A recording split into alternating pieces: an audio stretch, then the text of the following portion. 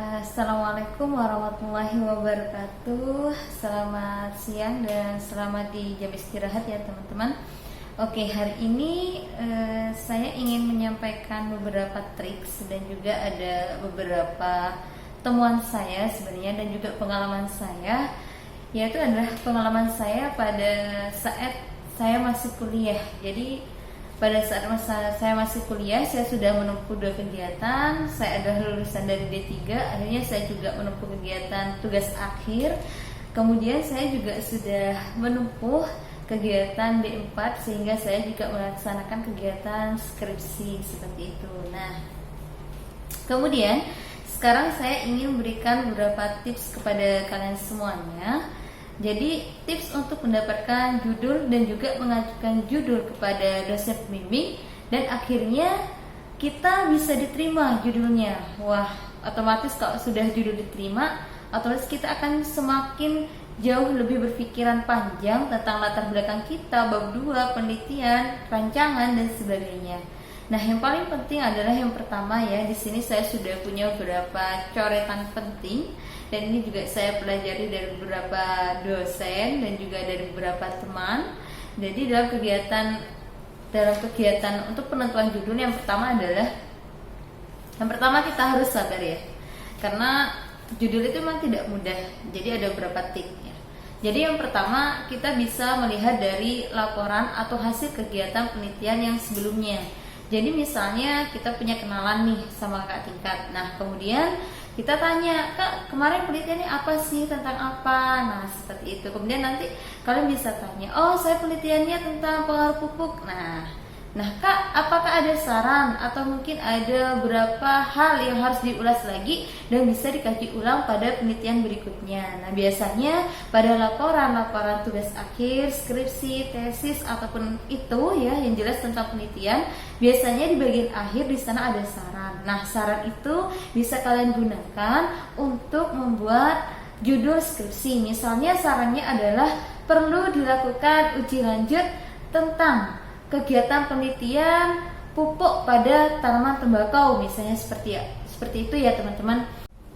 Kemudian langkah yang selanjutnya adalah sebenarnya kita sudah bisa menemukan judul dari kita bertanya pada kakak tingkat tadi ya. Tapi teknik yang selanjutnya adalah kita menentukan ide kita sendiri. Nah, mungkin dengan cara yang pertama adalah dengan menggali potensi asal daerah kita yang masih sesuai dengan program studi kita, kemudian komoditas yang akan kita ulas nantinya ya. Misalnya saya berasal dari Kota Bondowoso misalnya seperti itu ya teman-teman, atau mungkin saya berasalnya dari Jember, atau mungkin saya berasalnya dari Kediri. Kemudian saya adalah anak prodi dari pangan misalnya begitu.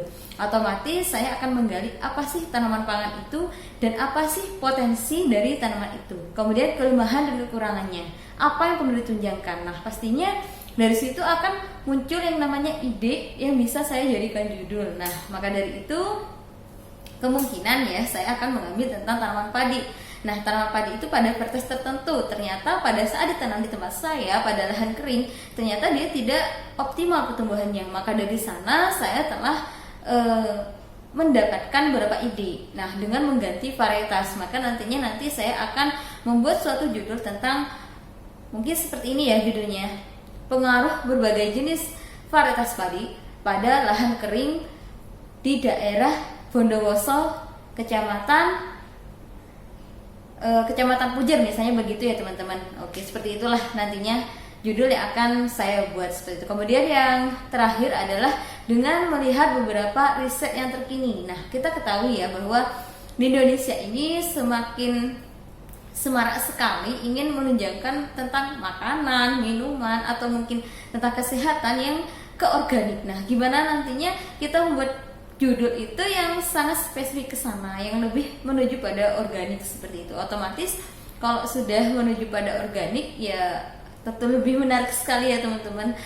Namanya juga manusia, kita ingin sehat, kita ingin berumur panjang, kita jauh lebih memperhatikan kesehatan kita, mungkin kita bisa mengambil tema tentang organik. Jadi mungkin tentang makanan organik, mungkin juga bisa asupan gizi yang sehat pada balita yang organik juga. Kemudian juga kita bisa menambahkan kalau pertanian pestisida organik, atau mungkin juga bisa mengambil tanaman-tanaman tertentu yang dia punya kandungan yang bisa digunakan sebagai pengendali hama ataupun penyakit secara organik ataupun nabati, seperti itu ya teman-teman.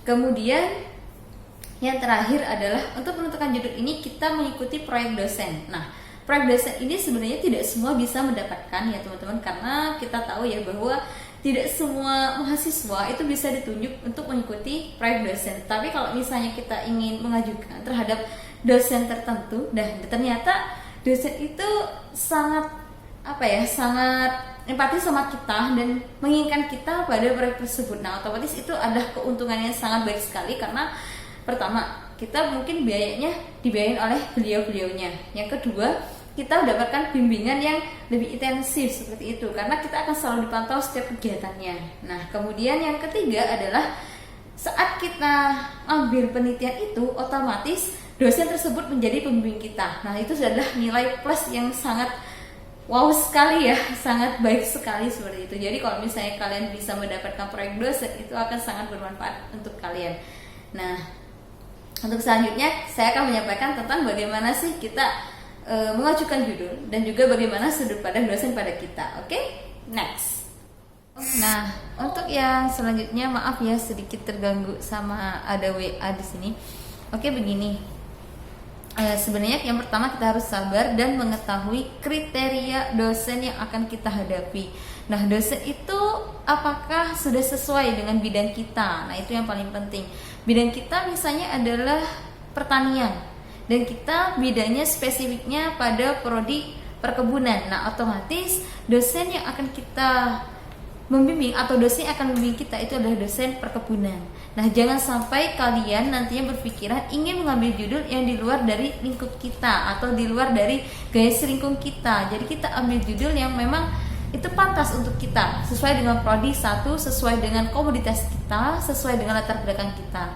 Nah, kemudian yang selanjutnya adalah kita perhatikan pada jenis komoditas. Nah, misalnya kita ingin komoditasnya tentang pupuk, atau mungkin tentang tanah, atau mungkin tentang tanaman.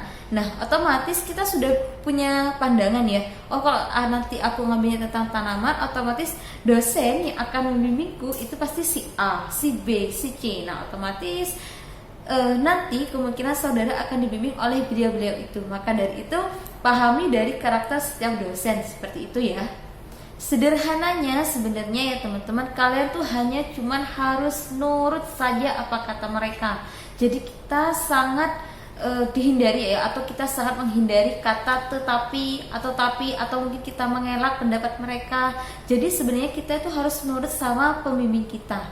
Jadi misalnya pembimbing kita mengarahkan kita pada A, sedangkan itu di luar jalur dari penelitian kita. Ya, pertama-tama kita harus menerima dengan sabar dan ulet ya teman-teman. Kita nggak boleh menyangkal, kita harus terima, karena pastinya dosen kita jauh lebih pengalaman dari kita. Nah, walaupun misalnya kita punya ide lain sebenarnya. Nah, kita bawa pulang ya hasil dari kita pertemuan dengan dosen. Kemudian kita cerna kembali apa yang sudah kita dapatkan tadi. Nah, kemungkinan ya kita masih punya sedikit yang ganjel gitu ya di hati. Kita kan pengennya penelitian A kok kita diharapkan yang si C nih. Nah, maka dari itu agar penelitian yang ingin kita ajukan diterima, maka kita perlu yang namanya mencari bukti. Nah, mencari bukti ini mungkin satu ya data statistik ya.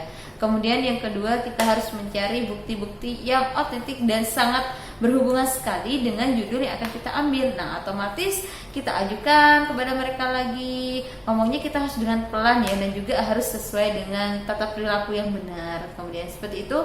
Nah, setelah itu kita sampaikan, Bu, latar belakang saya sebenarnya mengambil penelitian ini seperti ini, buktinya seperti ini, pengaruh terhadap ini begini, seperti itu.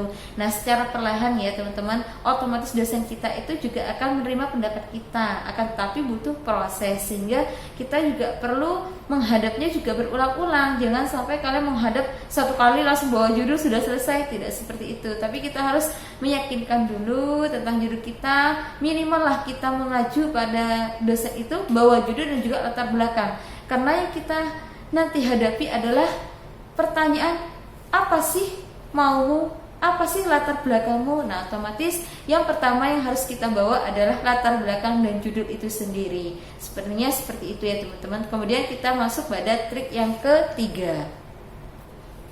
pada trik ini ya teman-teman, kita harus mengetahui bahwa pertemuan pertama atau kesan pertama itu adalah yang paling menunjukkan jati diri kita. Jadi saat kita pertama kali ketemu sama dosen, kalau misalnya kita sudah dinilai buruk dari awal, maka otomatis dosen itu juga akan berpikiran bahwa anak ini begini, anak si A juga begini. Nah, otomatis kesan pertama kita menghadapi dosen dan bahkan juga seterusnya itu memang harus benar-benar disesuaikan ya teman-teman. Kita nggak boleh langsung sembrono datang. Nah, itu juga akan menjadi suatu panutan untuk kita ya tentang karakter kita. Nah, dan bagaimana juga dosen menanggapi kita, dan juga timbal balik yang dosen berikan pada kita itu sesuai enggaknya, itu juga bisa tergantung dari perilaku kita. Kemudian trik yang keempat teman-teman, yaitu kita harus punya nilai tentang penelitian itu sendiri. Artinya harus ada sebab akibat penelitian yang akan kita ambil. Misalnya kita ingin mengambilnya tentang pengaruh pupuk seperti itu ya.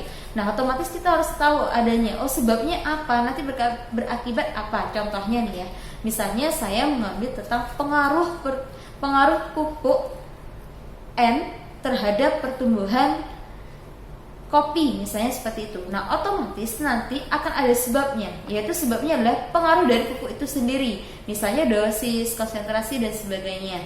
Nah, kemudian akibatnya bagaimana? Yaitu akibat terhadap tanaman itu sendiri. Nah, misalnya dia semakin panjang, semakin panjang akar, atau mungkin semakin lebar, semakin diameternya bertambah, dan sebagainya. Jadi ada hubungan sebab akibat antara judul yang akan kita ajukan dengan pengaruh yang akan terjadi pada tanaman itu sendiri. Atau mungkin misalnya kalau misalnya kita di kesehatan ya, kita mungkin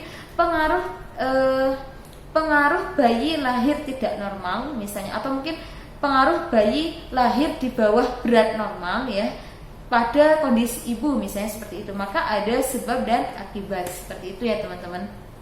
Kemudian yang perlu kita lanjutkan adalah kita mengajukan itu ada nggak teknik untuk mengujinya, atau mungkin bisa diuji nggak, ada rancangannya nggak. Nah, otomatis kalau kita sudah mengajukan yang namanya penelitian, kita juga harus siap ditanyakan, nah nanti kamu ujinya pakai apa? Mau pakai uji T-square, mau pakai RAK, RAL, kemudian split plot, antar baris, dan sebagainya. Nah, otomatis kalau kita sudah mengajukan judul, kita juga harus tahu apa sih alat yang bisa kita gunakan untuk menguji.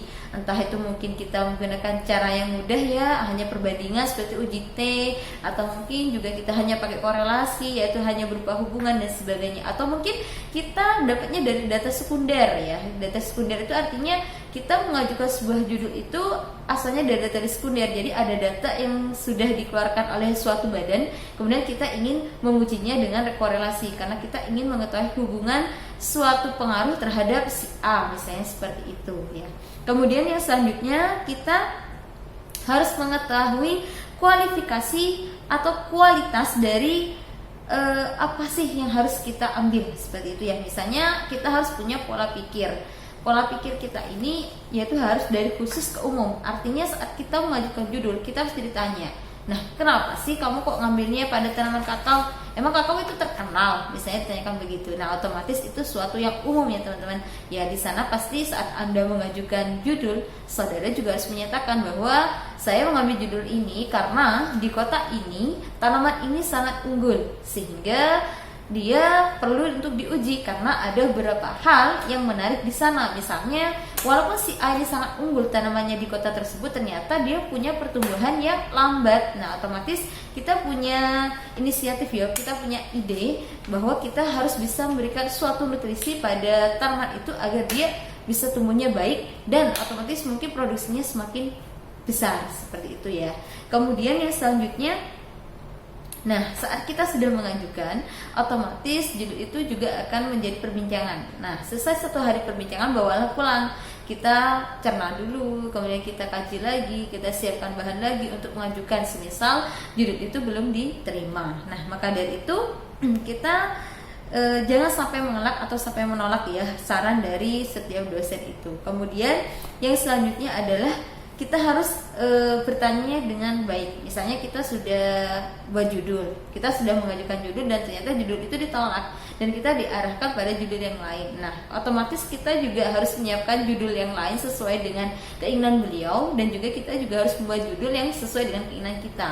Nah, jika kita masih ingin pertahankan judul kita, maka bawalah bukti-bukti otentik tentang judul saudara. Misalnya latar belakangnya, kemudian hal yang mendasari itu apa.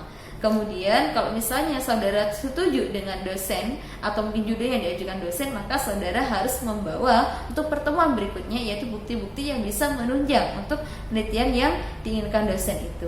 Nah, seperti itu. Kemudian cara bertanya juga sangat simpel ya. Mungkin kita juga bisa bertanya dengan secara baik-baik. Kita tanya misalnya, "Baik Bu, saya setuju dengan pendapat Ibu. Nah, nanti akan saya bawakan sedikit ulasan secara latar belakang kepada Ibu." Misalnya, saudara bisa berkata seperti itu pada dosen saudara. Kemudian ingat ya, bertemu dengan dosen itu tidak sehari berulang-ulang ya, karena beliau pasti juga punya kegiatan. Nah, otomatis kalian juga harus datang ke sana mungkin sehari satu kali, atau mungkin perjanjian terlebih dahulu secara WA, SMS dan sebagainya ya. Dan ingat ya, kita juga harus tahu jadwal-jadwalnya beliau. Jadi saat kita mengajukan judul, kita tidak datang pada beliau saat mereka lagi bad mood. Jadi kita harus datang pada saat mereka lagi memang ada waktu untuk melayani kita, atau mungkin kita sudah buat perjanjian terlebih dahulu. Kemudian saya juga sedikit resah sebenarnya. Waktu saya kuliah itu sedikit mengenal yang jadi pada saat saya kuliah itu mengenal yang namanya pasal 1 dan juga pasal 2. Artinya pasal 1, dosen selalu benar. Pasal kedua, jika dosen salah, kembali pada pasal 1. Nah, itu merupakan suatu ulasan yang saya dapat pada saya kuliah. Tapi sebenarnya menurut saya teman-teman, pasal tersebut itu sebenarnya untuk menguji kita mampu nggak? Nah, otomatis pasal itu juga akan bisa hilang kalau kita mampu melewati. Nah, diingatkan ya teman-teman, bukan hanya sabar dalam pengajuan judul itu, harus ulet dan juga tekun. Artinya ulet, kita mampu untuk menelaah kembali, kemudian kita harus tekun karena kita harus berusaha datang lagi kepada beliau. Dan diingat ya, jangan sampai menyerah. Itu yang paling penting, karena kalau kita udah nyerah, otomatis sekesal-kesalnya dosen, semarah-marahnya dosen, pasti berpikiran, kok anak itu nggak balik lagi ya? Seperti itu teman-teman. Jadi sebenarnya mau kita dimarahi di awal, mau kita tidak baik di awal, yang penting kita masih punya inisiatif lagi, ketekunan lagi untuk menghadap lagi. Nah, otomatis secara perlahan yang namanya dosen pasti membimbing kita. Diingat ya, dosen pasti membimbing kita, tidak akan membiarkan kita, baik kita seperti apapun itu. Ya, karena mereka adalah orang tua kita. Seperti itu triknya ya teman-teman. Selamat mencoba.